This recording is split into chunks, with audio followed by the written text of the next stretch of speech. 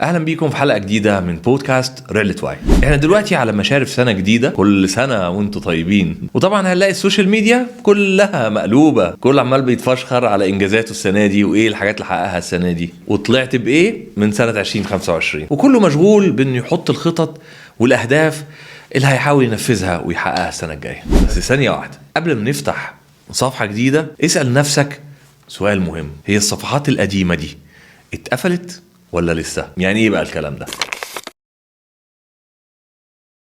اكيد لسه في خيوط دايبه ومكلبشه في رجلينا ومخليانا مش عارفين نتحرك لقدام. النهارده هنتكلم عن تصفيه الحسابات، مش قصدي يعني ولا حسابات البنوك ولا الكريدت كارد، احنا عارفين حالنا عامل ازاي. دي بقى الحسابات اللي بينك وبين نفسك، والاهم اللي بينك وبين قلوب الناس. طبعا كلنا عارفين ان ساعات كتير احنا بنضحك على نفسنا ونقول خلاص اللي فات مات ونرمي ورانا، بس الحقيقه ان اللي فات ده مش بيموت. ربنا سبحانه وتعالى بيقول احصاه الله ونسوه، يعني الموقف اللي انت عديته وكأنك ما عملتوش هو لسه متسجل، والحكايه مش خلصانه لمجرد انك انت نسيتها او حتى قلت اللي فات مات. تعالى كده نشوف مثال من حياتنا. الكلمه اللي انت اتريقت بيها على حد وسط لمه الصحاب بضحكه عاليه، الكلمه اللي انت وكل اللي حواليك اعتبرتوها هزار، بس انت ما خدتش بالك اللي انت قلت عليه الكلمه دي في اليوم ده يمكن يكون نام حزين، والكلمة دي ممكن تكون أثرت عليه وهزت ثقته بنفسه. شفت بقى؟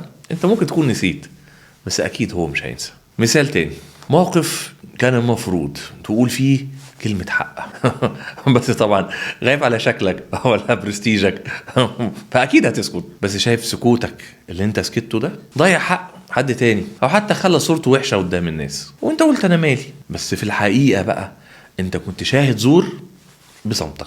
تعال بقى اقول لك على حاجه اكبر واكبر: في حسابات تانية بتبقى متداريه ورا حيطان البيوت. كلمه قاسيه قلتها لشريك حياتك وانت متضايق وانت نسيت ان انت كسرت بخاطره، او مثلا موقف كان محتاج شويه سند او طبطبه وانت اخترت ساعتها انك انت تسكت او تتجاهل، يمكن عشان ما عندكش طاقه. ساعات كتير بنتعامل مع شريك حياتنا على انه حاجه مضمونه، فبنعمل ايه بقى؟ نيجي عليه بزياده وبننسى ان ده بيعمل تراكمات. مع الوقت التراكمات دي بتنفجر في وشنا لو ما كانتش اوريدي فرقعت. تصفيه الحساب هنا مش خناقه جديده ولا حوار جديد بنفتحه، بالعكس هي قعده صفا او اعتذار، مجرد حتى اعتذار. ممكن برضه تبقى كلمه.